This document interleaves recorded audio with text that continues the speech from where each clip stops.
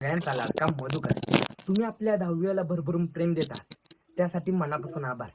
पण तुम्ही आपल्या इट्स मज्जा या यूट्यूब चॅनलला सबस्क्राईब नाही केलं तर लगेचच सबस्क्राईब करा. त्यामुळे तुम्हाला नवनवीन अपडेट्स मिळतील, आपल्या दहावीचे नवीन एपिसोड पाहायला मिळतील. तर लगेचच सबस्क्राईब करा इट्स मज्जा या यूट्यूब चॅनलला आणि पाहायला विसरू नका 10वी. धन्यवाद.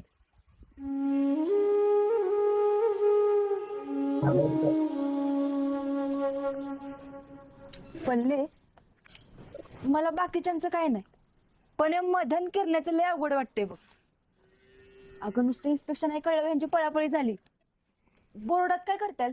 ए गप की, आधीच ब्या खाल्लंय आणि आता तू अजून ब्या घालू नकोस. आणि तुला काय जाते बोलायला? तुम्ही लगीन करून जाल, संसार कराल, जमलं तर काम कराल, पण काम केलंच पाहिजे असं काही नसणार ना.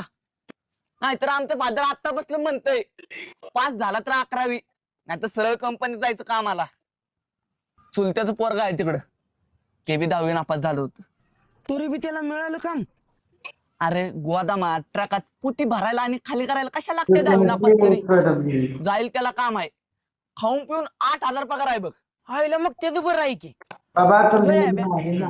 आता बघ, तू म्हणतो या दाद्यागत 15वी शिकणार आहेस, म्हणजे अजून 5 वर्ष, म्हणजे तवर त्यो 8 गुणिले 5 म्हणजे किती? 12 पंचे 60 60 गुणिले 8 48 तिकडचं शून्य 4,80,000. बाबो, एवढा पैसा आईला. मग काय उपयोग या शिक्षणाचा? उगाच आपण 10वीचं टेन्शन घेत बसले. अभ्या, आपण एवढं शिकस्तवर तो 4,80,000 पगार घेणार, म्हणजे जवळपास 5,00,000 रुपये कमी होणार. वाईट झालं वय. बघ, आपल्याला अजून हेच नाही कळत. ह्यासाठी का नाही गणित चांगलं पाहिजे. आता बघ, मी 15वी केली, नाहीतर एखादा चांगला कॉम्प्युटरचा कोर्स करून का नाही एखादी नोकरी शोधली तर नाही म्हणलं तरी मला 30,000 चांगला पगार मिळेल. आता तू सांग मला, 5 वर्षाचा हिशोब किती झाला?